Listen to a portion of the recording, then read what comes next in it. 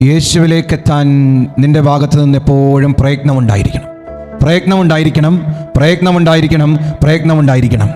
രക്തസ്രാവക്കാരി സ്ത്രീ ആ തിരക്കിനിടയിലൂടെ ക്രിസ്തുവിൻ്റെ വസ്ത്രത്തിൻ്റെ വിളമ്പിൽ തൊട്ടു, പ്രയത്നിച്ചു, വസ്ത്രത്തിൻ്റെ വിളമ്പിൽ തൊട്ടു, സൗഖ്യം കിട്ടി.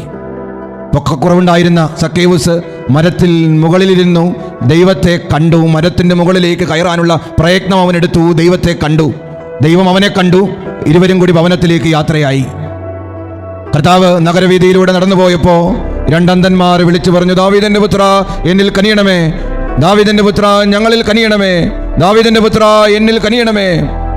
അവരുടെ ആ നിലവിളി, ആ പ്രയത്നം ദൈവം കണ്ടു. അവർക്ക് സൗഖ്യം കിട്ടി. നിനക്കെപ്പോഴും പ്രയത്നം ഉണ്ടാവണം. നിന്റെ കഴിവ് കൊണ്ട്, നിന്റെ ആരോഗ്യം കൊണ്ട്, നിന്റെ ജീവിതം കൊണ്ട്, നിന്റെ ആരാധന കൊണ്ട് ദൈവത്തിലേക്ക് എത്താനുള്ളൊരു പ്രയത്നം എപ്പോഴും ഉണ്ടാകണം.